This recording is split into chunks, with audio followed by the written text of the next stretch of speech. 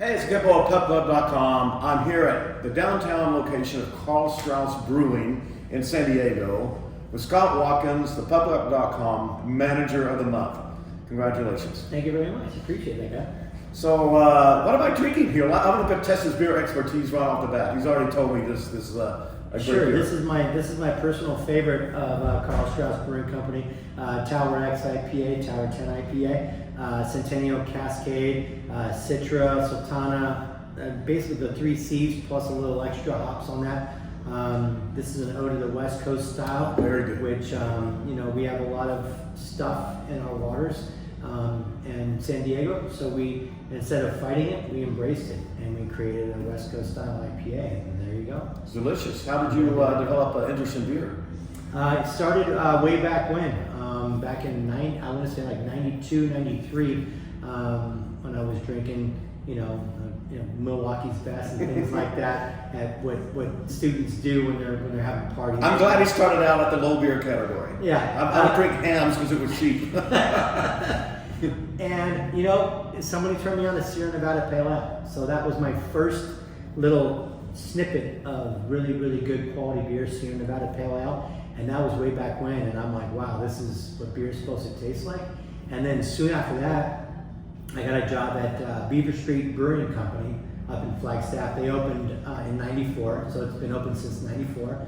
I was part of the opening crew there, and my love for beer grew from there. I lived above the brewery for about 6 months. Sounds dangerous. It was very dangerous. And I would wake up in the morning and I would say, Evan's brewing a stout today, because the stack would be rolling into my kitchen. I could smell it. So at that point in 94, I was 100% hooked. In Colorado then, so... I was Flagstaff, Arizona. Arizona, Yes, okay. All right, yes, so where'd you go to school? I went to NAU, Northern Arizona. Northern Arizona, okay. That makes sense, okay. Yep.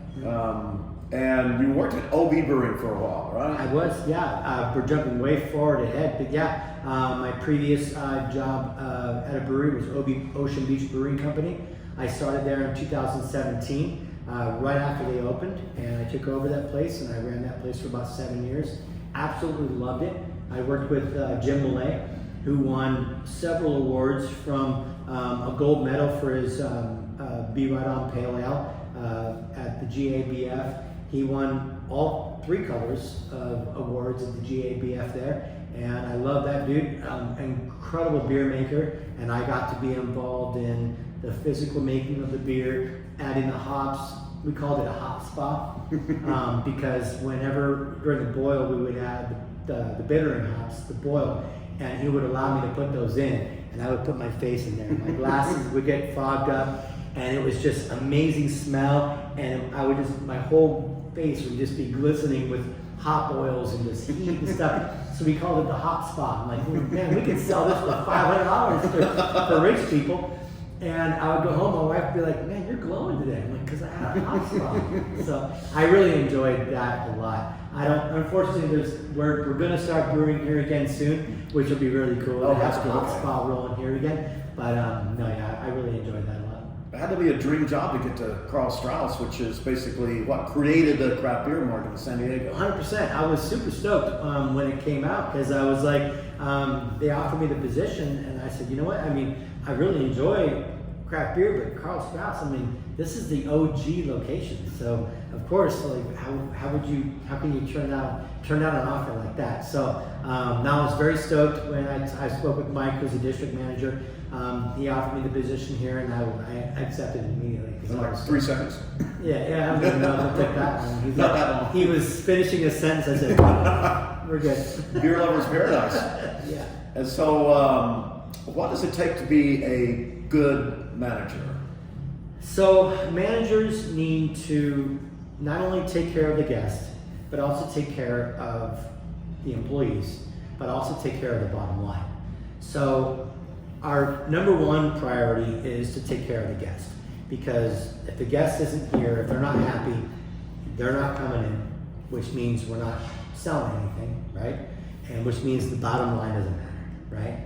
Number two, from my perspective, the owners might not be super stoked about this, but I'm sure they will be. But number one is the guests, are they happy? Number two is the staff, are they happy? And when I look at it, the guests are, the staff is a direct reflection of the guest. So if the staff is having a good time, they feel supported, they feel cared for, they feel loved, all those sorts of things, they're going to put that effort out into the guest. The guest is going to feel that. And when a guest feels that, they're going to come back. And when they come back, that takes care of the bottom line. So, but also there's 90 other things that go along with being a good manager. But number one, truly, is making sure the guests are happy. Number two, the staff is good. The staff is solid, happy, feels supported, heard. That's very important to me. And then when it comes down to it, you can go into food costs, pour costs, labor costs, those kinds of things, making sure they're all in line. Just making sure that all the I's are dotted and the T's are crossed. That's the biggest thing. This is a cool location. It's just by the Santa Fe Depot, right on the edge of Little Italy. Yeah. It's in a good location. It's kind of like the greenery out front looks sort of like, well, not like Wrigley Field, but sort of, it's a good cozy feel, and it's important to have that in a brewery, isn't it? 100%. And you mentioned those different locations. Like it is in a tourist location, but not in the way that you'd think. Like when we have the Padres in town, we get a vibe, you get an energy. People are in town, people are coming into town. You have different conventions, people are coming into town. But what we really strive on, or thrive on, I should say, actually, is all the attorneys, the bankers, the courts, all those guys. They come in here Monday through Friday for lunch and happy hour. They are really the driving force of this location, because we do have cruise ships that come in. We have a lot of stuff going on. We do have the Padres right here, gas lamps close by. But we're not really in an area, we're not Little Italy, we're not Gaslamp. We're kind of our own little niche hub here, that there is a trolley station here, but like it's mostly commuter traffic, So what we really feed on, not feed from, but feed off of, are, like I said, the attorneys, the people coming in with their badges for jurors badges. They come in for lunch a lot, or they come in for happy hour after a long day at the court. They come in and we really feed off of that, So, but yeah, it's like kind of a Monday through Friday kind of a thing. A lot of energy during the week, and then on the weekends, every now and again, we'll get some pretty good parties going on. Well, cool. Yeah. Well, there's some part of your history I want to ask you about, because it's a part of San Diego history and culture. You worked at Croce's. I did. For anyone who doesn't know Croce's, you can probably explain it more than me. Croce's used to be what's actually right, like PubClub headquarters now. Yeah. Right there in the Gaslamp Quarter. On the corner of 5th and F, yeah. Now, if I have the story correct, it's Jim Croce, who was really kind of like a great popular folk singer, Bad Leroy Brown. Yep. So if I have this right, the week it was supposed to open, he died in a plane crash. Is that right? And his wife opened it up. That's very, very close. That's very close. So yes, so back in the day in '84, Jim Croce and Ingrid Croce, his wife, they were walking around downtown, and she said, "I want to open a restaurant here." He said, "Let's do that." And they were in the process of doing that, and he passed away in the plane crash. And she decided to continue that their goal, that they wanted to do that. And so she did end up opening up Croce's Restaurant and Jazz Bar downtown on the corner of 5th and F a few years later. And it had live music. It's a nice restaurant, small place, but had live music. Yeah. And I believe that, once Jim died, then everyone just loved him so much. Like, Willie Nelson played there right. They had a number of big names that would just go in and play. Had a lot of good names, and they had music playing every night. Like when I was there, it was a little later. In the years, but Gilbert Castellanos, the best trumpeter in all of probably America, was playing there on a regular basis, and every Friday or Saturday night he would be playing. And I rang in the new year with him, I want to say 5 years in a row. And this guy's doing incredible stuff. We can talk about what he's doing now with Panama 66 and the Young Lions Club and the Balboa Park on Wednesday nights. which is incredible. But he was one of the main guys, and then you have Archie Emerson and Nucci who played with English Beat. Like, there's a lot of stuff going on there, but it was really a special time because not only was it an incredible restaurant with great food and great quality, great atmosphere, but also in the evening time they had the jazz club next door that was just spitting out incredible jazz every night. It was awesome. And then it moved to North Park for a short while, and you were involved in that transition. But being there had to be, I mean, I think it would be like way cool. It was super special. I mean, it was cool. And there'd be certain events that we would have where we had the lead singer, I can't remember his name, but the lead singer of the Shins came in, and he would say, "No, Scott, I know you like the Shins, but you can't tell your friends he's coming in yet." I'm like, okay, and it took me everything I did to not tell more than one friend. I told one friend,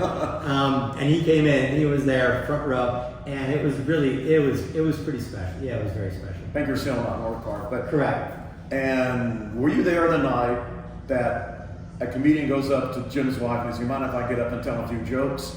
And it was Robin Williams. I was not. And he had people falling out of their chairs laughing, and for like an hour. I would have loved that. No, unfortunately, I was not there that night. I tell people when they come to town, as it's vacant right now, but I tell them this was a great piece of San Diego history and music history right there. So I think it's cool you worked there. No, it was awesome. I really enjoyed it quite a bit. Yeah. Well, cool. Well, I have a quick Q&A here. Okay. Are you ready? Yeah. Ready. Okay. Let's see. Where you're from? I'm from. Well, I grew up in Orange County. Okay. And then when I graduated high school, I went to Flagstaff, Arizona, which hence the Beaver Street Brewery, and I lived in Flagstaff, Arizona for 10 years. And then I met my wife, who was born and raised here, and she dragged me back to San Diego, kicking and screaming, back in 2000. So I've been in San Diego since 2000. And where in? Thank you. That was my next question. And where in Orange County? It was called El Toro. Now it's Lake Forest. Okay. But I went to El Toro High School. Okay. Yeah, that little area there. And you worked here since May of 2025. Is that correct? Actually, I started in November. I was actually, since you talked about it last week, I looked it up, and it was November. Okay. November 1st last year. So okay. It's, we're almost a year. Wow. It's about a year. Okay. Yeah. So I started the general manager position. Your LinkedIn said. May. I looked you up. May of this. I looked you up. So I became general manager in May this year. Okay. All right. So that was the difference. Okay. I started working for Karl Strauss back in November. Okay. All right. 1 year. Can you describe yourself? Your personality or the things, just something about your personality. I'm kind of an easygoing guy.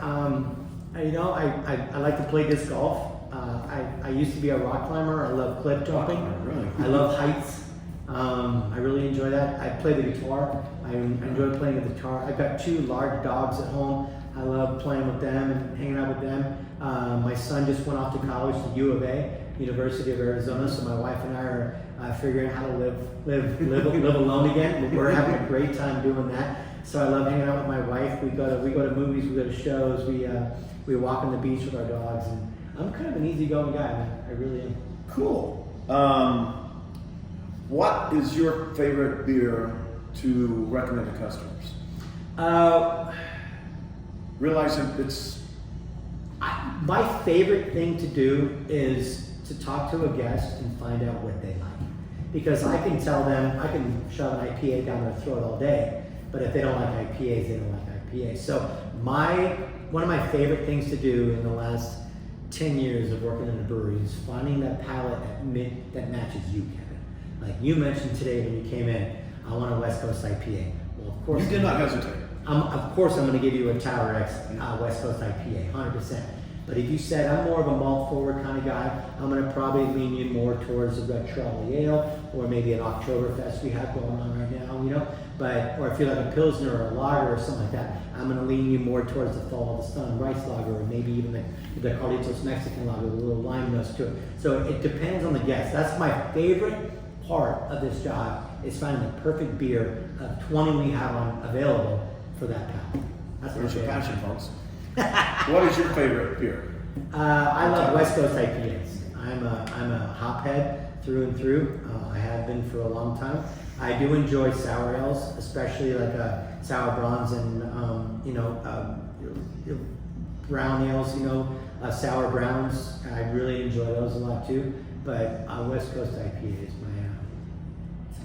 it's my tried and true. Same here. I've been getting into it lately. But this will one day be an IPA, so maybe we can cheers to our IPAs.